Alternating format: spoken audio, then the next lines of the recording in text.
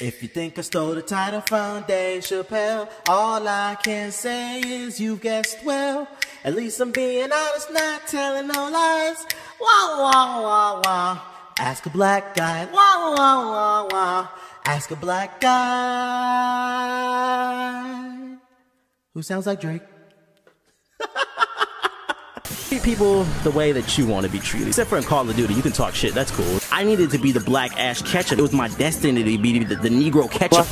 But let's talk about why all white people look like spoiled milk when they take their clothes off. Modern warning. Step 1, get money. Step 2, repeat step 1. What up, YouTube? NWN here, aka Young Neil Ketchum in the Joda Region Flexing, and welcome back to Ask a Black Guy. You know, the show where you ask me some questions and I motherfucking answer them. Now, I recently just hit 500,000 subscribers, so thank you to everyone who continues to support, brother. I mean, it really means a lot just to sit there and think about like 500,000 people like in one room. Like, imagine being in New York where y'all pay like $3,000 to live in a little 4x4 hole in the wall and trying to fit 500,000 people in it. I mean, that's what it's like, though. Yeah, shout out to New York for taking the L, but I'm just playing, y'all. Name of the game in the background is Toxic. It's available on Steam right now, so if you want to check it out, I'll leave a link in the description box below. But you already know, we ain't here for the motherfucking gameplay. So enough with the small talk, and let's get into the questions. All these questions, they were pulled directly from my Facebook and Twitter, so if you're not following me, then you missed out. Alright, so question number 1 comes from Luis Barrera, and my apologies if I butchered your name, man. And he asks, if you could have one celebrity on a podcast, who would it be? And this was a really good question because it really stumped me. I had to really sit there and think long and hard about who would I want on the podcast.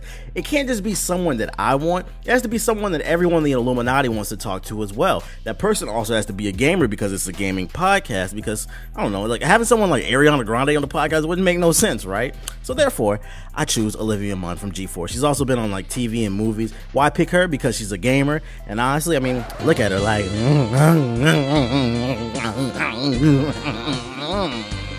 know what I'm saying, dog? I don't know what that was. Look, question number 2. It comes from Domo Lucky. let me read this in the way that I imagine it in his head. Domo Lucky says, like, hey, Doc, man, look, what inspired you to create a YouTube, and what would you like to be the end result? Now, look, Domo, according to you, I'm expired, as in I'm dead. So wouldn't that be my end result? You kind of answered your own question there, didn't you, man? All right, question number 3. It comes from Denzel Smith, and he has, what games you think this year will catch your eye? All right, so there's a lot of games this year that I plan on trying out, but the only games that I'm legitimately excited for are The Order 1886, Mortal Kombat 10, The Witcher 3, Batman Arkham Knight, Zelda Wii U, Star Fox Wii U, Xenoblade Chronicles X, Metal Gear Solid 5 Phantom Pain. And Ubisoft, man, they can't make up their mind whether or not The Division drops this year, so I'll keep my eye on that game as well. Between all that, I'm sure I'll be playing some cool indie games that I'll be streaming throughout the year, such as Toxic and more. Only time will tell, my brother. Only time will tell. Alright, question number 4 comes from our friend, the assassin himself, Ezio Auditore. And he asks, are you made? I think he was trying to say mad. Grand Theft Auto 5 got delayed on PC again, and of course, this ain't a question. It's really just some shade being thrown at me. It's his politically correct way of calling me a PC fanboy. But back to answering your question. No, actually, I'm not upset that it got delayed on PC because I already played and reviewed the PS3 version of GTA 5 2 years ago, so hold that L, Ezio. And question number 5 comes from Mrs. Appercent. This is a friend of mine, actually, from YouTube. But unfortunately, hold on. Let's cut the sad music on. Let me get into character. Unfortunately, Mrs. Appercent, he suffers from a disease known as being Canadian. His whole life, he's been forced to be a lumberjack and wear flannel and wrestle grizzly bears and live in sub-zero conditions and whatever else Canadians do. I'm playing, yo. Shout out to Mrs. Appercent, yo. Check out his channel at youtube.com/Mrs. Appercent. I'm just fucking with him, yo, but he's really Canadian, yo. Shout out to the Raptors, man. They doing their thing this year. I see y'all, man. We the North. Okay, but y'all not DC Rising. Listen, he says, okay, so you just got hired by Nintendo to hear their struggle. What are the first 3 things that you do to remedy the Wii U? Now, I know this doesn't have nothing to do with the Wii U, but this has something to do with Nintendo, period. Okay, so the first thing that I would do is I would get rid of the friend codes on the 3DS/the Wii. that's got, like, Nintendo, that's just a fucking stupid system. I'd implement a gamer tag system just like how Xbox Live, PSN, Steam, and even the Wii U has. The second thing that I would do is I would release a redesigned, slimmer Wii U with a Ethernet port in the back, because for those of you who don't know, the Wii U doesn't have an Ethernet port in the back. You have to game online with unreliable Wi-Fi unless you buy one of those USB Ethernet port add-ons, and that's just unacceptable. It needs to be built into the damn console. It's an Ethernet port. Like, come on, bro. It's 2015, dog.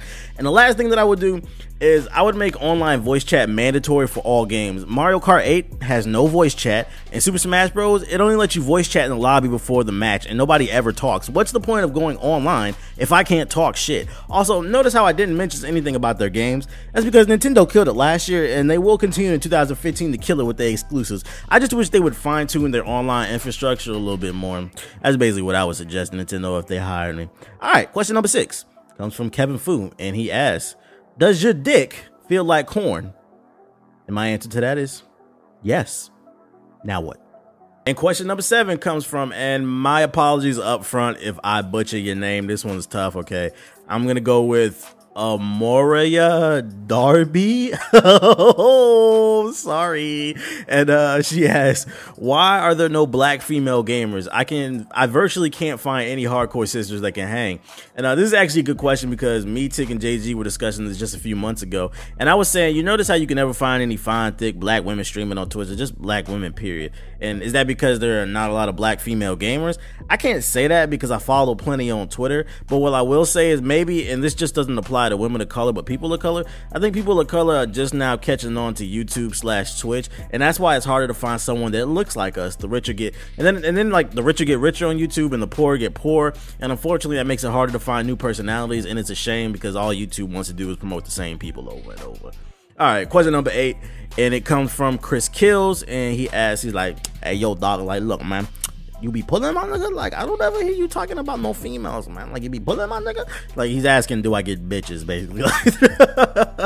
And since Chris is so interested in where I stick my dick, let's answer the question for him. Now, Chris, I sincerely apologize for not letting you know whose vagina I'm poking in between all of these video game reviews. I mean, I know this is a gaming channel, so it totally makes sense for me to tell you I like to hit it from the back after recommending Bayonetta 2. But nah, seriously. I know I've told some stories from my past, but man, I prefer to keep my present life private, so just respect that, man. Alright, so question number 9 comes from Dominic Rodriguez, and he asks, what would you say was the most difficult thing adjusting to since you started making videos, especially on being mindful on what direction you didn't want your overall image veering towards? Alright, so what I found difficult adjusting to since I started in 2012 is 2 things. The first being how much people don't listen and they twist your words around. The internet has taught me over these past 3 years that comprehension is truly a skill in which many are lacking. A recent example I can give you is this dude who left an angry paragraph-long comment on my top 10 games of 2014 video, accusing me of brainwashing the masses on YouTube into hating Destiny. Mind you, I never said Destiny was a bad game. Matter of fact, let's roll the clip. Destiny is not a bad game. I repeat, Destiny is not a bad game. Destiny is not a bad game. It's like, if you don't like some game as much as the next person, then they get all emotional, which I don't understand, because me not liking the game as much as you doesn't affect your ability to try out the game and have fun. It's taken me a while to get used to this because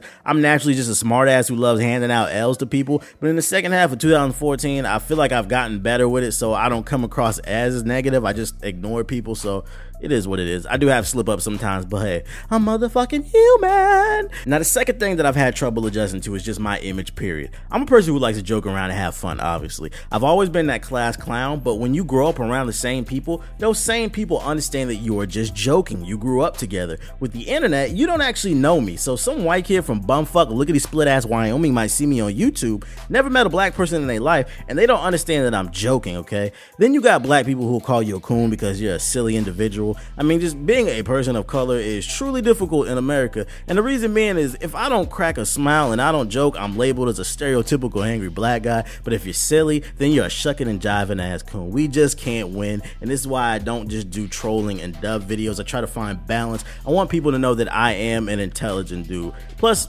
I'm 24 now. I'm getting older. Some stuff, it just gets old to me. And everybody has to grow up at some point. Sometimes I feel like my audience doesn't want me to grow up. And that was a pretty fucking long rant. So hopefully you got some insight on how I think, okay, man? And question number 10, my last question comes from Jeff number 0. He asks, will you do movie reviews? And when is Jaden Smith's next album dropping? My life is lost without his words to guide me from day to day life. Now, I won't be doing any movie reviews. I'm not qualified enough to do that because honestly, I only watch superhero movies and comedies. As for Jaden Smith, aka Jaden Christ, if you ever feel lost, just turn to page 69, paragraph 4 of the Bible of Jaden Smith, which quotes his masterpiece from the Cool Tape 2. The great Jaden said, "Man, I met a girl at Coachella. I like her, but you know I couldn't tell her, 'cause she had her own fella, and I met a blow dilla. He told me that he was a wholesaler and I'm fly as propellers. Man, it's raining umbrellas." Thank you. Hit the motherfucking like button.